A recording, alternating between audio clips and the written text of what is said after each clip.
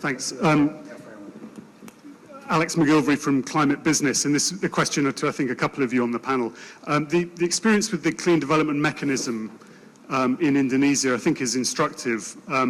When you look at the 150, 200 projects that have gone through that system in the last few years, the track record of the 33 provinces is very different in Indonesia in terms of attracting those projects and developing them successfully. Some provinces have developed no projects at all. So the question in terms of, and when you compare the project density with the Human Development Index from UNDP, you don't find that the projects are going to the provinces that most need development. So the question is, for the next phase, what mechanisms can be really effective in targeting the next round of climate-friendly development projects to the provinces that most need them? Olaf, do you want to start off with that one? Sure, I think that's an excellent observation, and in a sense, Indonesia is a microcosm of what has happened globally, right? Where a few middle-income countries have sort of run away with the prize and leaving the least developed countries completely behind. It has improved a little bit over the last year or so, but not that much. So we've certainly learned a few lessons, and when it comes to what the future climate finance regime must look like, it has to be different. The CDM was very much designed top-down, of course, by negotiators, bureaucrats, and you almost think the more you look at it, it was almost designed to be inaccessible.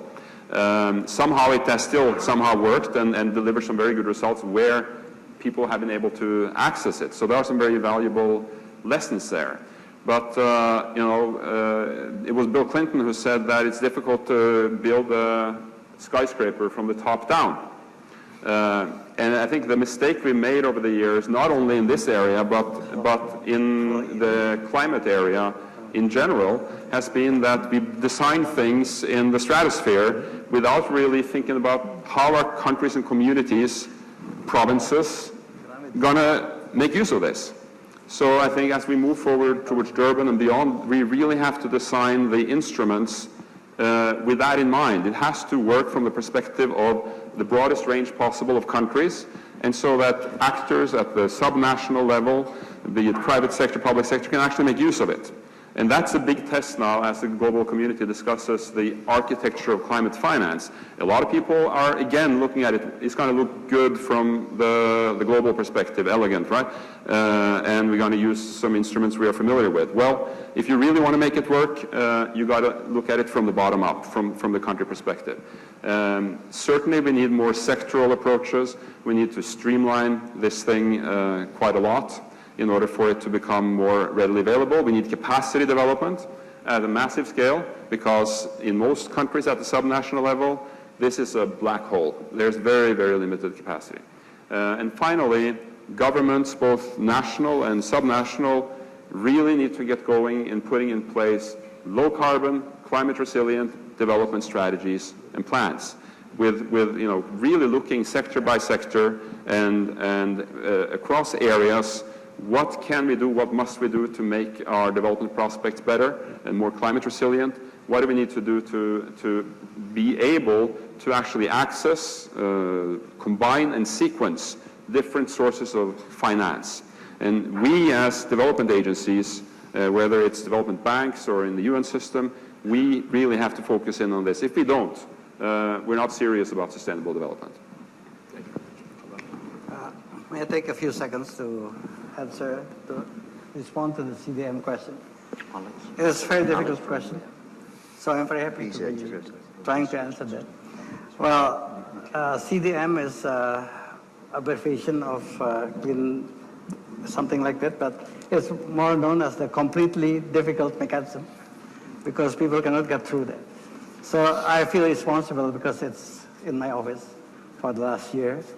I'm happy to report that out of the few dozens that was there, now there was, you did mention, a few hundred now, but we are now queuing up in the world port, so I hope that the businesses who are applying for the CDM at this moment will have better treatment for the next year.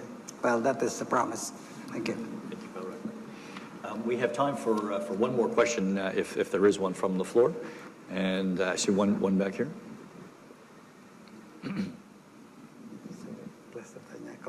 My name is Ajit Joy. I'm from the UN Office on Drugs and Crime. We heard several speakers today, including the President, talking about transformational change. And he also said that small things that we do, like switching off our computers and televisions or using green technology in our homes, can make a big change if millions of people do that. Now, this transformational change that we are discussing here in this seminar is something that is top-down. And transformational change also needs to be bottom up. That is, it has to be adopted by a large number of people. So I'd like to ask the panel, how can this transformational change come? Is it through businesses adopting this top-down approach, policy from the government level, or is it bottom-up when people start getting involved more and more into it? Thank you. Did you want to start with that? Go ahead. Okay, that's not an easy one. I'll put that in the bucket of CDM. Hello. Let me tell you the story on what we're doing on food security. Okay, and I think it has some relevance to your question. I don't know if all of you know that Indonesians are the biggest consumers of rice in the world on a per capita basis. Okay, we consume 139 kilograms of rice per capita per year, as compared to our brothers and sisters in Thailand, Vietnam, and Malaysia, who consume a mere 60 kilograms per capita per year. As far as I recall, we all eat rice, but I didn't know that I'm eating double the amount of rice that the